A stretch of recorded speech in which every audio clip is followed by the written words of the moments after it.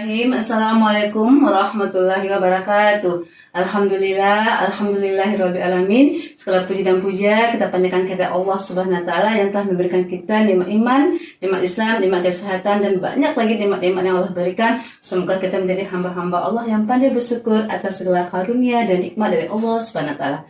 Salawat dan salam semoga tercurah kepada junjungan kita Nabi besar Muhammad sallallahu alaihi wasallam. Alhamdulillah, kita bertemu kembali dalam kajian Islam secara online yang diselenggarakan oleh Yayasan Bunyan Jakarta. Baik, agar kajian ini merupakan berkah rahmat dari Allah Subhanahu wa taala, kita buka sama-sama dengan baca basmalah. Bismillahirrahmanirrahim. Adapun kajian kita yang singkat dan sederhana ini adalah kita bicara mengenai ibadah fasilitas robbani. Ya, bicara masalah ibadah, kita paham hidup kita ini adalah untuk ibadah karena memang Allah mengatakan dalam Al-Qur'an surat 156, A'udzubillahi minasyaitonirrajim, Bismillahirrahmanirrahim, wa ma khalaqatul jinna wal insa illa liya'budun. Tidaklah aku jadikan jin dan manusia kecuali untuk menyembah atau beribadah kepadaku. Jadi memang hidup kita ini adalah untuk ibadah kepada Allah. Nah, ibadah ini bisa menjadi fasilitas robbani. Kenapa? Karena yang pertama adalah dengan kita ibadah ini adalah sebagai sarana kita bersyukur kepada Allah Subhanahu wa taala. Contohnya Rasulullah SAW. Rasulullah bagaimana ibadahnya? Masya Allah ya. Nah, Rasulullah ibadahnya sangat bagus ya. Kemudian ketika Rasulullah pernah sholat tahajud sampai bengkak-bengkak kakinya, ditanyakan oleh Aisyah pada Rasulullah, dikatakan sudah akan masuk surga, tetapi ditanyakan oleh istrinya, kenapa engkau masih beribadah ya Rasulullah, padahal engkau sudah dijamin oleh Allah masuk surga. Apa kata Rasulullah? Ibadahku ini adalah sebagai rasa syukurku kepada Allah Subhanahu wa taala. Nah, Masya Allah ya, jadi ibadah sebagai fasilitas kita robbani merupakan bagian daripada kita sebagai rasa syukur kita kepada Allah Subhanahu wa taala, sebagaimana dicontohkan oleh Rasulullah. Rasulullah sudah jamin masuk surga, terpelihara dari dosa, tapi ibadahnya luar biasa. Itu yang pertama. Ibadah juga sebagai fasilitas robbani adalah sebagai media media membangun posisi kita di hadapan Allah. Jadi ibadah itu bisa menjadi media membangun posisi kita di hadapan Allah. Kalau kita beribadah baik dengan Allah, berarti kan kita ada proses ingin mendekatkan diri kepada Allah. Kita puasa Senin Kamis, kita misalnya zikir, kita infak, sedekah, membantu orang, dan semuanya itu dalam rangka ibadah. Itu kan proses bagaimana kita membangun posisi kita di hadapan Allah. Itu kan ada ikhtiar dari kita mendekat kepada Allah, ada gerak aktif untuk segera menuju Allah. Dan itu juga akan membangun posisi kita di hadapan Allah. Kalau kita mendekatkan diri kepada Allah, Allah tahu kita bersungguh-sungguh hambanya. Allah tahu kita betul-betul menjadi hamba yang senantiasa ingin dekat dengan Allah Subhanahu wa taala.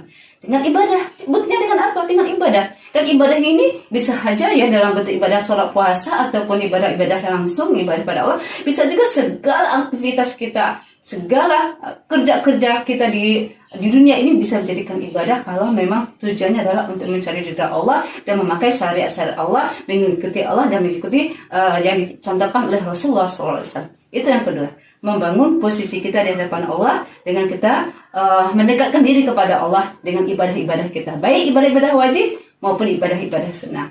Kemudian yang ketiga apa?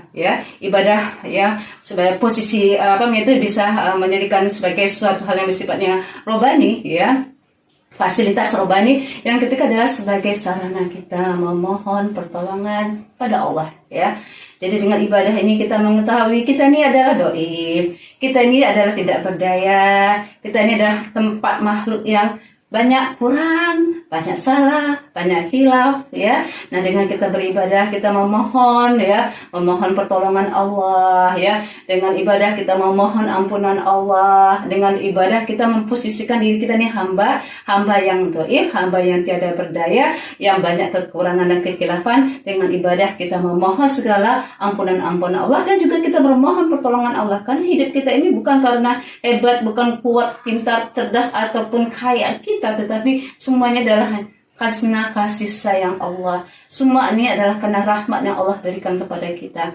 Rahmat berupa misalnya akal, rahmat berupa fisik, rahmat berupa harta. Nah, jadi dengan kita ibadah ya, jadi bisa menjadikan ibadah itu sarana bagi kita untuk memohon pertolongan Allah, sarana bagi kita untuk memohon ampunan Allah, sarana untuk kita senantiasa bermunajat kepada Allah. Kemudian apa lagi ya, kita bicara masalah tadi ibadah ya, ibadah itu juga bisa sebagai menghidupkan menggairahkan hidup ya. Ibadah juga bisa menggairahkan hidup. Kenapa dikatakan ibadah itu bisa menggairahkan hidup? Karena kita tahu tujuan kita kan ada Allah. Karena tujuan kita adalah Allah, jadi segala aktivitas kita itu muaranya adalah untuk mencari ridha Allah.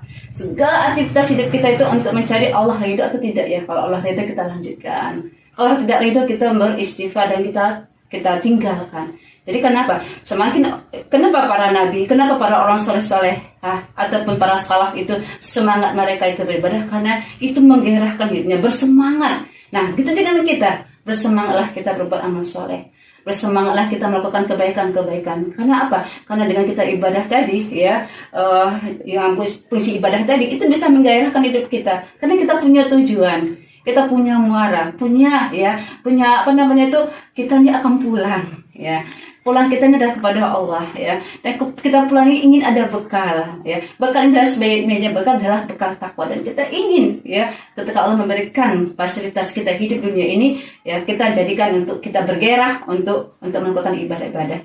Dan yang terakhir ya, kalau kita bicara ibadah ya yang bisa mengarahkan kita kepada sifat-sifat rohani adalah ibadah ini juga yang membuat kita itu semakin tadi, selain menggairahkan tadi juga ibadah ini membuat kita itu semakin kuat ya, semakin kuat kita, semakin kita bersemangat ya. Kemudian juga dengan ibadah ini selain kita semakin kuat dan semakin bersemangat, kita menginginkan ibadah-ibadah ini Allah terima ya. Karena kehidupan kita ini sebenarnya singkat ya. Umurnya umat Nabi Muhammad ini hanya 60 sampai dengan 70 tahun ya. Dengan umur yang singkat ini ya, baik para penonton semua ya, kita bersegeralah melakukan kebaikan-kebaikan sebagaimana yang pernah saya sampaikan sebelumnya ya. Dan oleh karena itu kalau kita melakukan ibadah-ibadah dengan baik ya, kita bersegera dengan baik, nah kita lakukan ibadah dari kita bangun tidur sampai kita tidur kembali, dan insya Allah itu akan Allah berkahi dan Allah rahmati.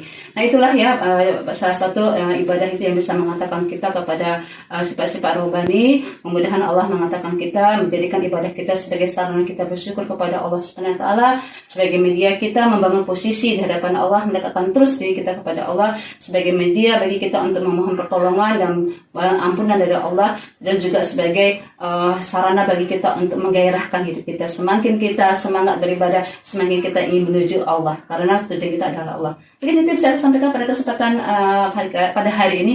Kalau ada yang salah, saya mohon maaf lahir batin. Kalau ada yang khilaf, saya sekali lagi mohon maaf lahir batin. Kalau yang benar tetapkan dari Allah.